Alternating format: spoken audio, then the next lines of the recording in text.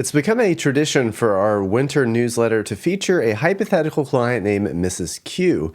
In today's video, we're going to be reviewing that letter and talking about our outlook for 2026 and reviewing what happened in 2025, using many of the same questions we've gotten from you over the last couple of months. What changes did you see in the economy because of tariffs?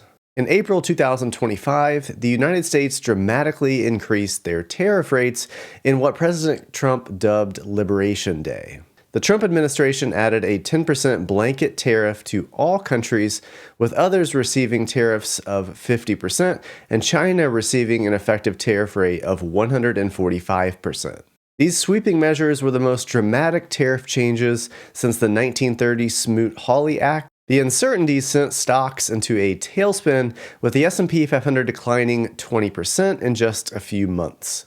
The sharp response from both the stock market and bond markets forced the Trump administration to recalibrate, both delaying and lowering the effective rate of tariffs. Since then, the One Big Beautiful Bill Act has significantly reduced taxes, hoping to offset some of the impact from higher tariff rates.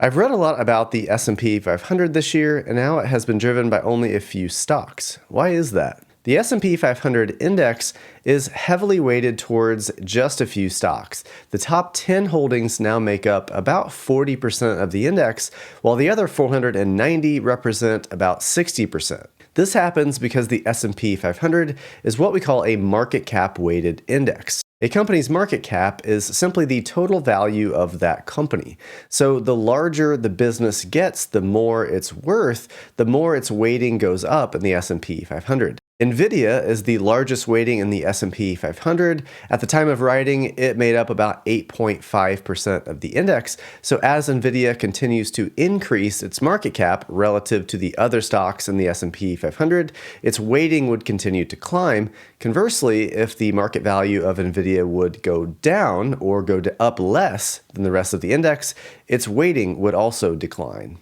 So in other words, the more a stock price goes up relative to the rest of the index, the more weighting the S&P 500 puts in that particular stock. Doesn't that result in stock bubbles? One of the weaknesses of a market cap weighted index is that yes, it can contribute to stock bubbles. If a stock would get dramatically overvalued in the index, then the index would continue to take a larger and larger weighting in that stock. Is my portfolio weighted like that? Our portfolios at Donaldson tend to be more equal weighted than market cap weighted. We do allow some stocks to drift in weighting as their performance goes up, but generally speaking, we tend to reduce a stock's position once it hits about 5% of the portfolio. And the reason we do that is just to ensure adequate diversification. We don't want any one stock to make up such a large portion of your portfolio that if something happens to it, that it would result in a material decline in your overall portfolio value. There is both a market cap weighted S&P 500, which we talked about earlier, and an equal weight S&P 500. In the equal weight version of the S&P 500, each stock has the same representation at about 0.2% each. So while the market cap weighted version has NVIDIA at 8.5, the equal weight version would have NVIDIA at 0.2. In 2025, the equal weight dramatically underperformed the market cap weight, with the equal weight index going up 11.2 and the market cap weighted S&P going up 17.8. Over the last 3 years, the equal weight S&P 500 has gone up 42.5%, while the market cap weighted S&P is up 86%. Shouldn't we just switch to a market cap weighted scheme? If the short-term history were any indication, then yes, switching to market cap weighted would make sense. However, if you look back at longer periods of time, equal weighting has tended to outperform market weighting. Raymond James did a study comparing equal weight to market weight, and they found that while the short-term market cap weighting has been the best, longer term tends to favor equal weight methodologies. Do you think the midterm elections are going to have a big impact on stock prices? Historically, midterm elections have resulted in quite a bit of uncertainty and therefore lower stock prices or smaller stock price gains relative to non-midterm election years. In the 12 months leading up to a midterm election, stocks have averaged about 0.3% per year in those time periods, compared with the historical average of around 8.1%. And the average top to bottom decline in midterm election years was 20.6%. So we wouldn't be surprised if we get some sort of volatility leading up to the midterm election. However, the midterm election lows have tended to give way to higher stock prices. From 1934 to 2019, the average gain from low to high was 46.9% after the midterm election lows. So history would suggest that midterm elections and the uncertainty they cause tend to have a negative impact on stock prices leading up to the midterm elections, but often give way to relief rallies and a long-term increase after the lows are put in for the midterm election year. If you think we're going to get a pullback, doesn't that mean we should do something?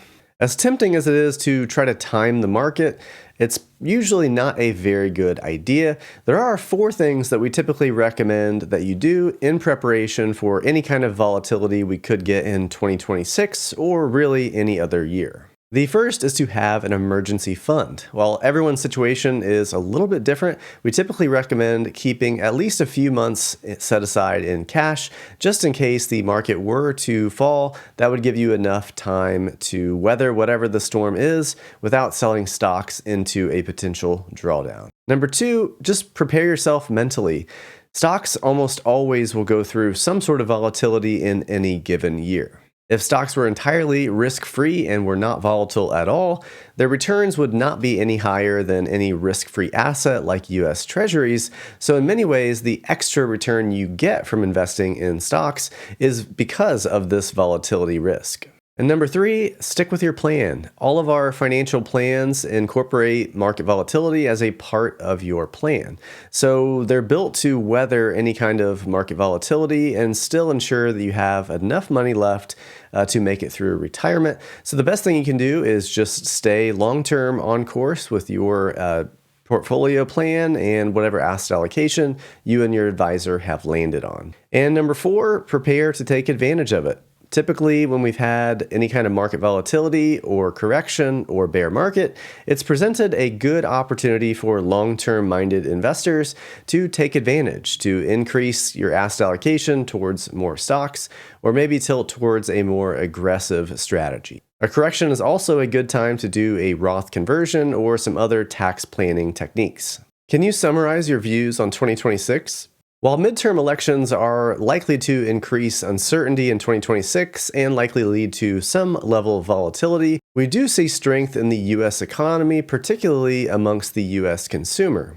Lower interest rates from the Fed likely continuing to cut interest rates and tax changes from the One Big Beautiful Bill Act are likely to offset any negativity from midterm elections. Earnings expectations continue to be strong, which should help boost stock prices. We also expect the benefits from artificial intelligence, both in terms of stock prices and also benefits to the actual companies, will start to broaden out and not just be concentrated in just a handful of stocks, but be spread out amongst the entire S&P 490 rather than just the S&P 10. This should be a benefit for our more equal weight strategies, as the AI trade started to soften in 2025, and we expect will likely continue into 2026. Do you have any final thoughts? As we enter the new year, it's always a good time to reflect on your portfolio and reflect on your financial plan. It's also a good time to look at beneficiaries or insurance and make updates to those as necessary. We would also encourage you to reach out to us if you have any major changes in spending or any windfalls that you plan to get in 2026. These things help us decide whether your portfolio strategy needs to be changed to update those new assumptions. Thanks for watching, and we'll see you in the next video.